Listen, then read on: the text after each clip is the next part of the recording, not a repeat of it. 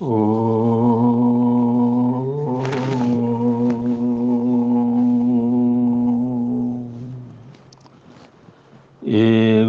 विशासो अप्पा नाणदंशन संजो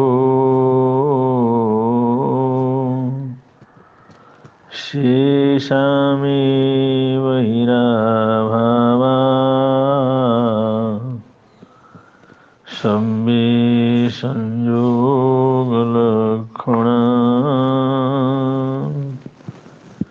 सब्बे संयोगलक्षणा।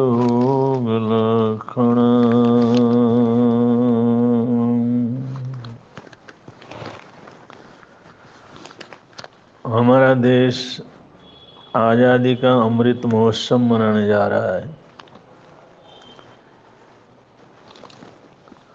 हमारे देश का कितना बड़ा दुर्भाग्य है,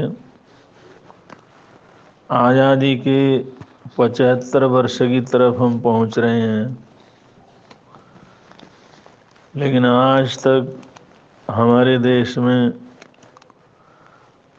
अंग्रेज़ों के द्वारा अंग्रेज़ों के लिए अंग्रेजी में लिखा हुआ इतिहास ही पढ़ाया जाता रहा है। जिन्होंने हमें लूटा, हमारे देश को कंगाल बनाया, इस देश के ऊपर अन्याय और अत्याचार किया, उन अत्याचारियों के उत्पीड़न की कहानी हम पढ़ते और पढ़ाते रहे।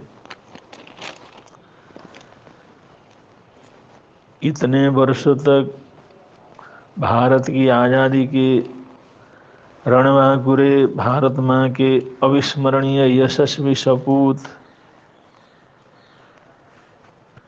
अंग्रेजी शासन का जमकर लोहा लेने वाले वीर बहादुर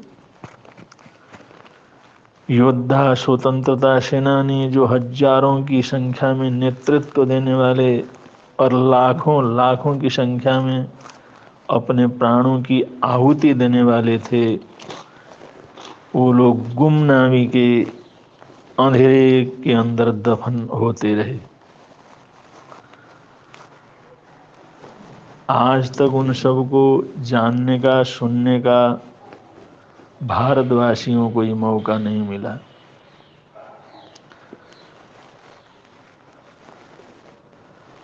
अब कुछ वर्षों से ऐसे महान स्वतंत्रता सेनानियों की जीवन की रोशनी, उनके चरित्र का प्रकाश, उनकी यशस्वी गाथाएं सामने आ रही हैं और हम लोगों को कुछ जानने सुनने का मौका मिल रहा है। ये हमारी बड़ी पुण्यवानी है। हमारे से पहले करोड़ों हमारे ये पूर्वज ऐसे भारत के सपूतों का नाम सुने बगैर, उनको श्रद्धांजलि दिए बगैर अपने जीवन को पूरा कर चुके हैं।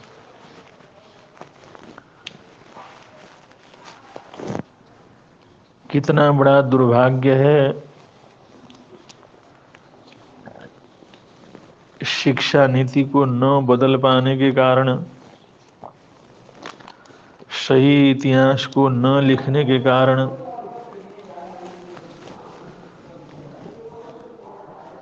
स्वतंत्रता के साथ स्वतंत्र चेतना का विकास न होने के कारण आज हम स्वतंत्रता प्रदान करने वाले उन महान विभूतियों को ही श्रद्धांजलि देने से वंचित रहे हुए हैं। ब्रिटिश सरकार के विरुद्ध विद्रोह का संगठित तरीके के बिकुल फूकने वाले, कई बार उनको हराने वाले महान स्वतंत्रता सेनानी वासुदेव बलवंत फड़के, इनका नाम शायद किसी ने सुना हो। 4 नवंबर 1845 में उनका जन्म हुआ।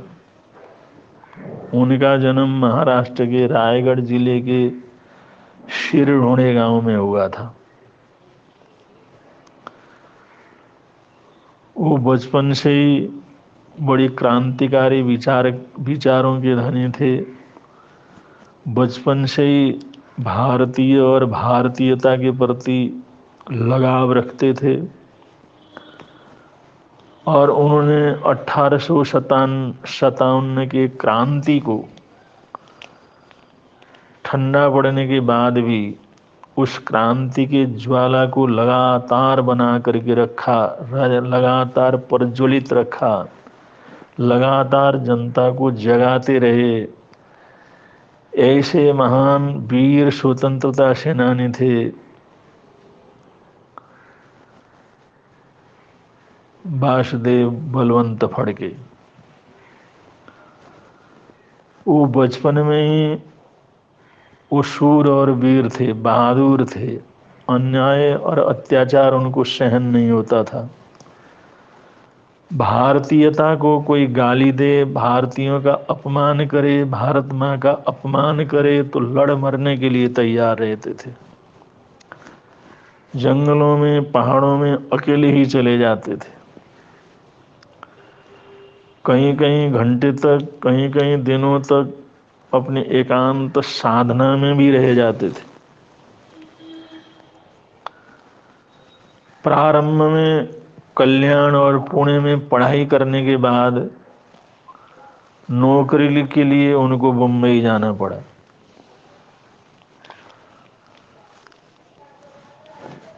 छोटी मोटी नौकरी करते हुए आगे बढ़ रहे थे। एक बार उनके घर से समाचार आया, ये 1871 की बात है। उस दिन उनको माँ के अत्यंत अस्वस्थ होने का तार मिला। उस तार में लिखा हुआ था, एक बार तुम शीघ्र ही घर आ जाओ, माँ की हालात बहुत खराब है, माँ एक बार तुम्हें देखना चाहती है। अगर तुम तुरंत नहीं आओगे तो शायद माँ के दर्शन न कर सको।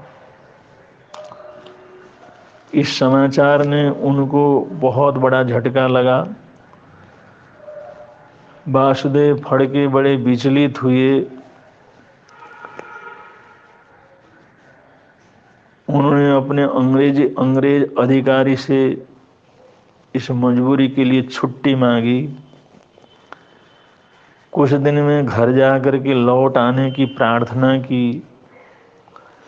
उस अंग्रेज अधिकारी ने सिर्फ इनकार ही नहीं किया बल्कि उनका अपमान भी किया, उसने गालियां भी दी। क्योंकि अंग्रेज ये तो अपने आप को स्वामी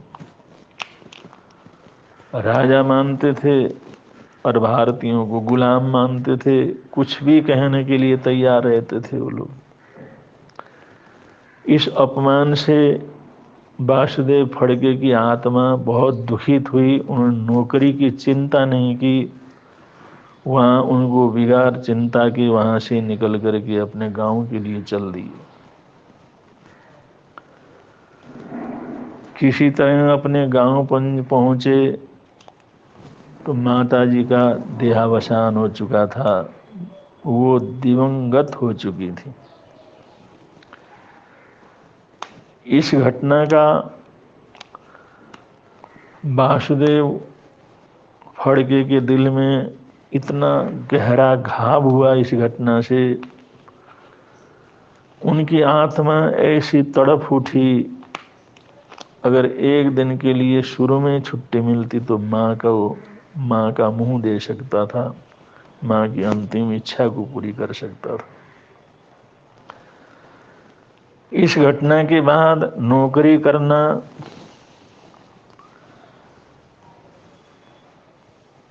और इन अंग्रेजों की चाकरी करना वासुदेव फड़के ने बहुत बुरा समझा और उन्हें नौकरी छोड़ करके स्वतंत्रता सेनानियों के साथ ब्रिटिश राज के खिलाफ जंग करने की तैयारी शुरू कर दी। इस संघर्ष के लिए, संघर्षमयी जीवन को अंतिम रूप देने के लिए बड़ी बड़ी कठिनाइयां का उनको सामना करना पड़ा। वे छत्रपति शिवाजी के पद चिन्हों के ऊपर चलते हुए आगे बढ़े। वासुदेव फड़के ने आदिवासियों को, वनवासियों को देश के प्रति समर्पण होने के लिए उनकी सेना गठित की। उन्होंने देशभक्ति का सबको पाठ पढ़ाया। जंगलों के अंदर घूमे, आदिवासी वनवासियों के अंदर रहे और उन्हें देश के लिए लड़ने के तैयार किया।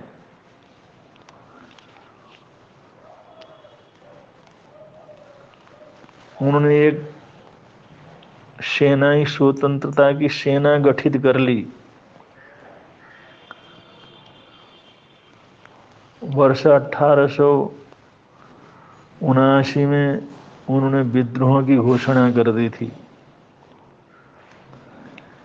पूरे महाराष्ट्र में घूम घूम कर नवयुवकों को संगठित किया, उनको जागरण दिया, उन्हें समझाने की कोशिश की, उन्हें भारत की स्वतंत्रता के लिए लड़ने की प्रेरणा दी। कोली, भील, धांगड़ आदि अनेक जनजातियों को एकत्र करके उन्होंने एक क्रांतिकारी संगठन को बनाया, जिसको रामोशी नाम से पुकारा जाता था। रामोशी क्रांतिकारी संगठन।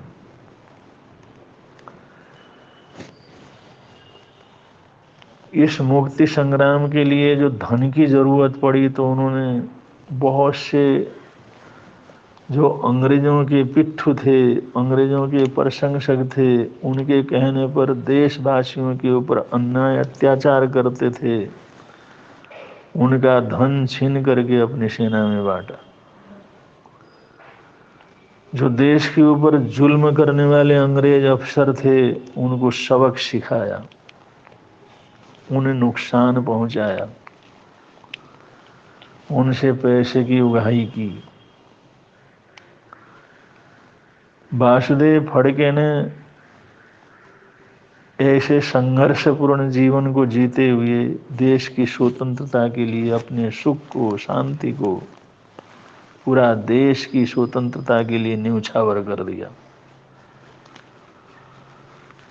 जगह जगह पर ऐसी घटना घटती रही, जगह जगह पर स्वतंत्रता की ज्वालाएं भभकती रहीं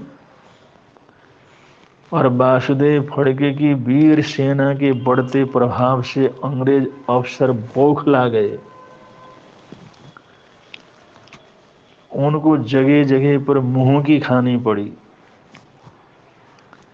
कई बार तो आमने सामने इतना जो है युद्ध भी हुआ। वासुदेव फड़के की सेना और अंग्रेजी सेना आमने सामने मुठभेड़ हुई, लड़ाई हुई और हर जगह पर वासुदेव फड़के की रामोशी स्वतंत्रता सेना ने अंग्रेजी सैनिकों के दांत खट्टे कर दिए, उन्हें भागने के लिए मजबूर कर दिया, आत्मसमर्पण करने के लिए मजबूर कर दिया। इसे अंग्रेजी अफसर इतने घबरा गए, उसकी चर्चा इंग्लैंड तक पहुंची और वहां से वासुदेव फड़के को जिंदा या मुर्दा पकड़ के लाने के लिए इनाम की घोषणा कर दी गई।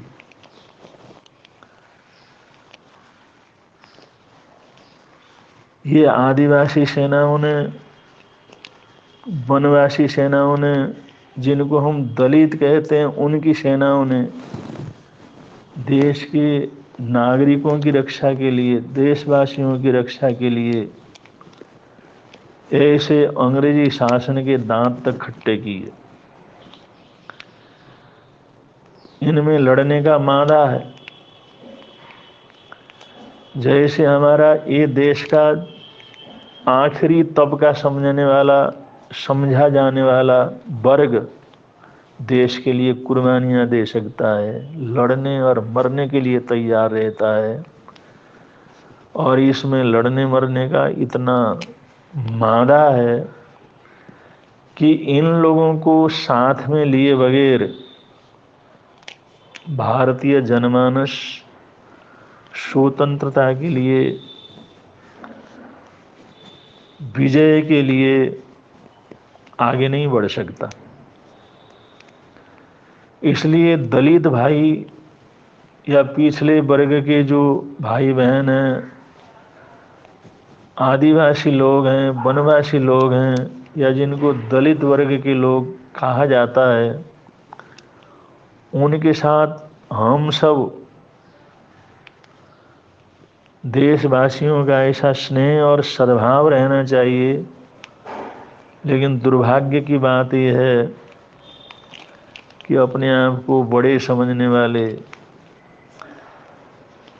संपन्न हिंदू समझे जाने वाले लोग मुसलमानों के पास तो जाते हैं, वहाँ तो जाकर के भोजन करते हैं, लेकिन दलितों के घरों में जाकर के पानी नहीं पीते, दलितों के घर में जाकर के भोजन नहीं करते। ये क्षुद्र वृत्ति हमारे को त्याग देना चाहिए। जब तक हम इन सभी बहादुर कौम और वर्ग को अपने साथ नहीं मिलाएंगे, जब तक ये लोग तन मन से देश की सुरक्षा के लिए आगे नहीं आएंगे, तब तक हिंदू समाज का बल जिस तरह से बनना चाहिए उस तरह से नहीं बन सकेगा। तो आज भी भारतवर्ष के हर समाज को, छोटे बड़े सब वर्गों को पारस्परिक अत्यंत सहयोग और सद्भावना के साथ मिलकर के आगे बढ़ने की जरूरत है।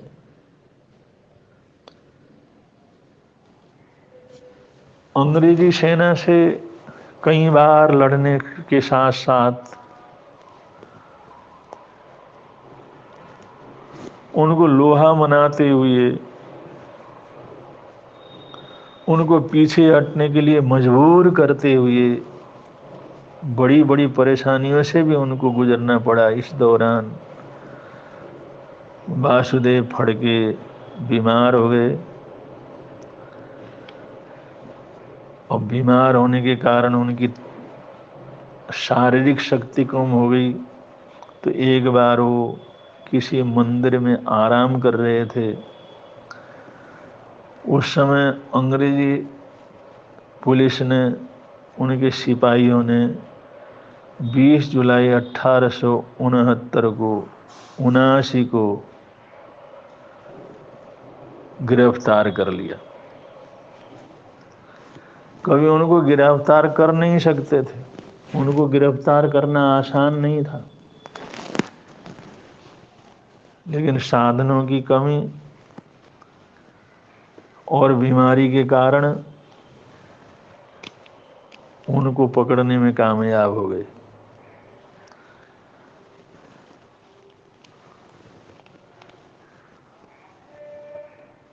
वासुदेव बलवंत फड़के के ऊपर राजद्रोह का मुकदमा चलाया गया। आखिर के अंदर वो तो मुकदमा का एक ही लक्ष्य रहता था, आखिर में उनको फांसी की सजा सुनाई दी गई। इससे पूरे देश में, पूरे महाराष्ट्र में, पूरे भारतवर्ष में एक त्राही त्राही का वातावरण बना। अनेक तत्कालीन महादेव आमटे जैसे वकीलों ने पैरवी के बाद, जद्दोजहद करने के बाद उनकी सजा को, मौत की सजा को, फांसी की सजा को रुकवाया, लेकिन उनको काला पानी की सजा दे दी गई। 17 फरवरी 1883 को अंडमान जेल में उनका निधन हो गया। वो काला पानी में रहे और काला पानी की सजा तो सबसे भयंकर सजा हुआ करती थी। और जो लोग वहाँ रहे काला पानी की सजा को भुगता सिर्फ इसलिए कि उन्होंने गुलामी स्वीकार नहीं की। तो अंडमान में जो काला पानी की सजा भुगतने वाले जितने भी हमारे देश के कैदी थे वो वास्तव में स्वतंत्रता सेना के रूप में थे। उन्होंने देश के लिए, देश की स्वतंत्रता के लिए ऐसे भयंकर से भयंकर कष्ट को सहन करना स्वीकार किया, लेकिन उनके सामने सिर नहीं झुकाया।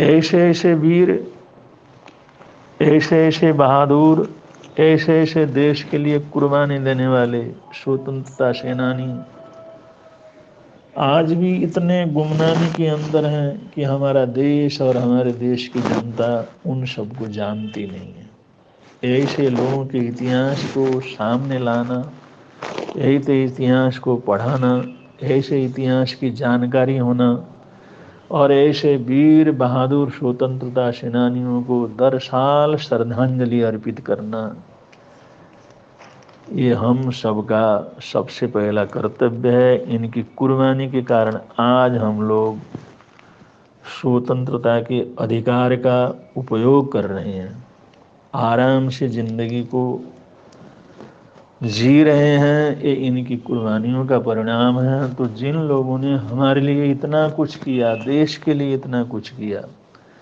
उनके जीवन को, उनके नाम को, उनके ऐतिहासिक यशस्वी प्रसंगों को पढ़ना, सुनना, बतलाना और समय समय पर उनको श्रद्धांजलि देना हम सबका सबसे पहला कर्तव्य है। इस कर्तव्य को जितना अधिक तन्मयता से हम पालन करते रहेंगे, उतने देश के प्रति हमारी भक्ति, हमारी सराहना सिद्ध होगी। इन्हीं मंगल कामनाओं के साथ अपने वक्तव्य को यहाँ पर विराम दे रहे हैं। बोलिए भगवान महावीर स्वामी की जय।